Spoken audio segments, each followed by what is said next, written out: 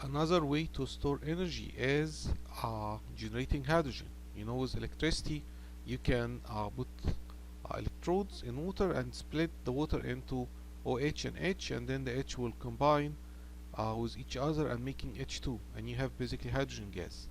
Now, the hydrogen is a fuel by itself. You know, that's the main fuel in the space shuttle, for example. But you can also use hydrogen in cars, and not by burning it in a traditional engine, but by burning it or consuming it in fuel cell.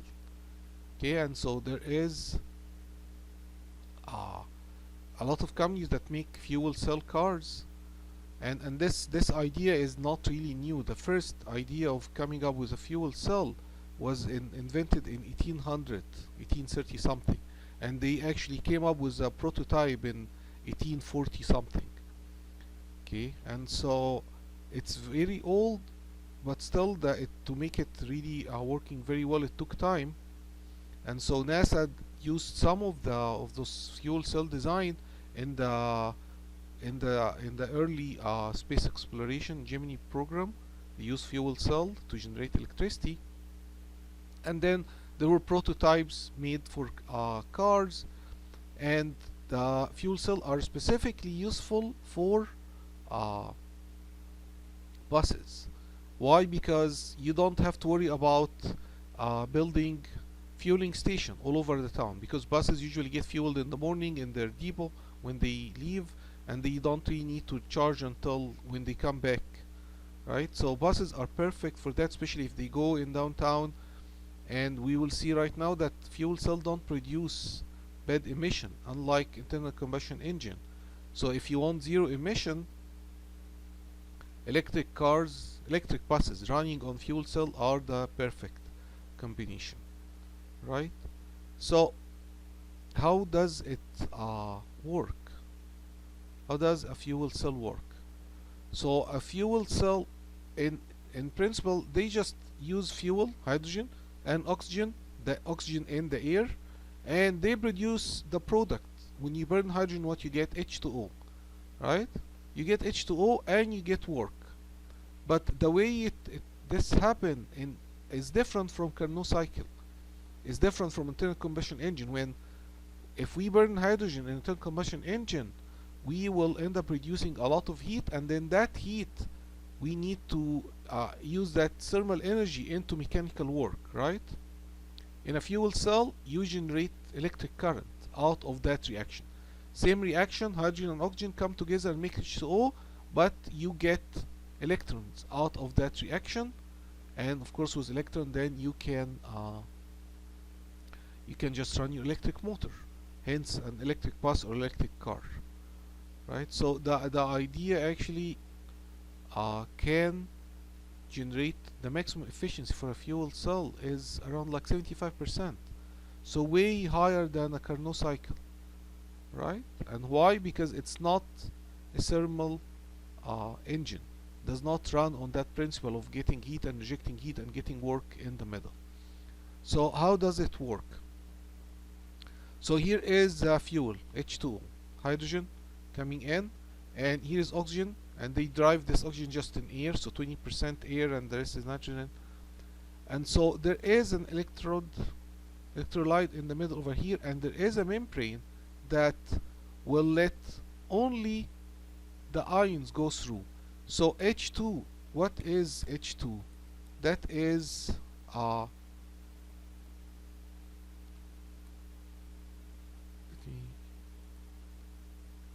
so that is H sitting over here and electron sitting on top of it, right?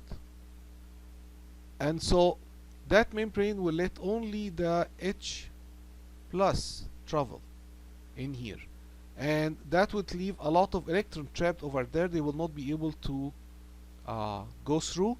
So what happens when you have a lot of electrons over here? You will create a voltage difference, right? A lot of electrons, and so those electrons would like to go to the other side, and they will go through the other side, not through this membrane, but instead through the load. This is your motor. Okay, so the electrons, you basically generated current that will go, and they will come here, find the H ion, and they will make hydrogen again, and the hydrogen will react with the oxygen. It's 2H come with this, and they will make H2O, which will basically come over here. Okay, so the idea is to split basically the fuel into ions and electron goes through the load, the electric motor, and the ion goes through this, combine with electrons on this side, and do the reaction. So this voltage over here for hydrogen fuel cell is like 1.23 voltage. That's a very nice number to remember, 1.23. So obviously you cannot drive a bus with 1 volt, so you stack a lot of them, and hence it's called fuel cell stack, not just one cell.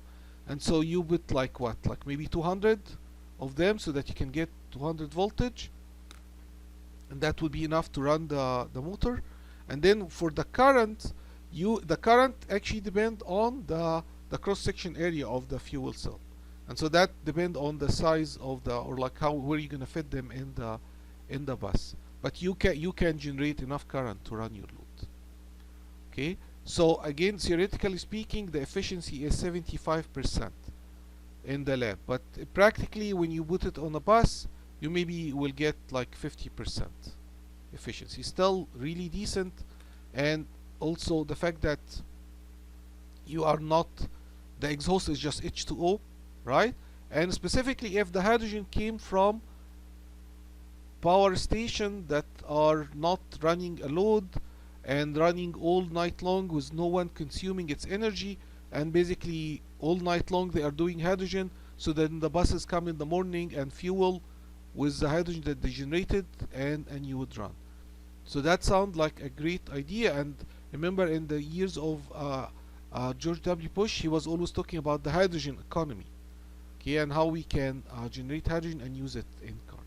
However, so they could run in buses, and there is already cities in the USA and Europe that have fuel cell buses with zero emission.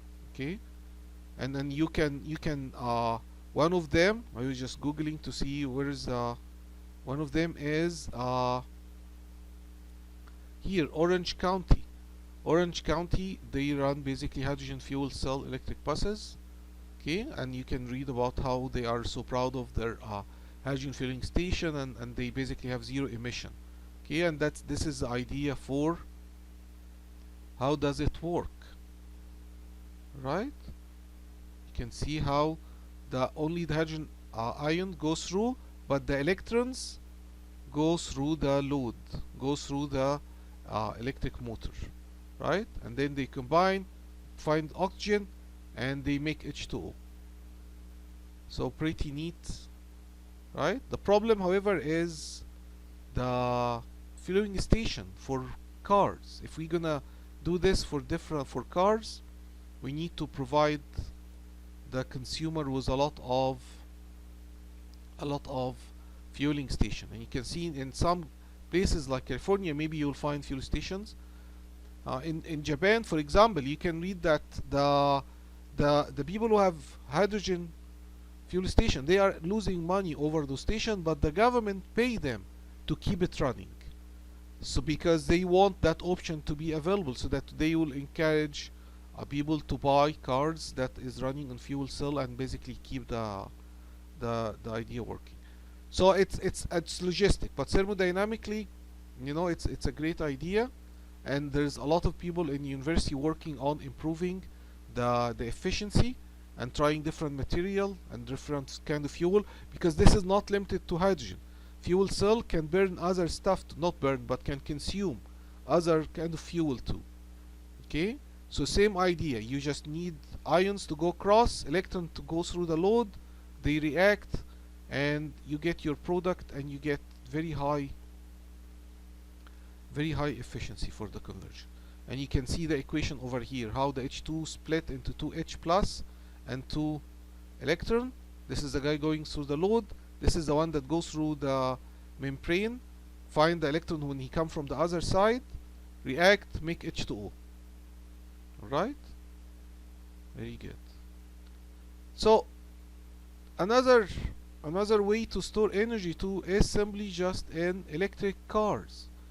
So like Nissan Leaf and the Prius, the plug-in Prius, those cars sit in your garage all night long, and they have a plug, and you plug this in the outlet, and so they will store the energy from the grid when the grid doesn't have anyone to use it, or like all those wind turbines are running and no one is using the electricity at night, you know. So the car would be using the electricity at night, storage be storing it in the battery, and then people then can use it all day long. So problem with electric cars is people are worried about the the range, right? The driving miles, how long you have to run before it run out of charge, and whether you will be able to find an electric uh, plug to recharge or not. But this problem is getting less and less uh, severe, and there was actually one company in Tulsa that was talking to OSU Tulsa for having a plug-in in the parking lot. But the deal was like they will do it for free, but we will have to open our parking lot for anyone to come and basically charge their car. So let's say here, of course you pay for the charge, but not to us, to the company making the plug-in or the charging station.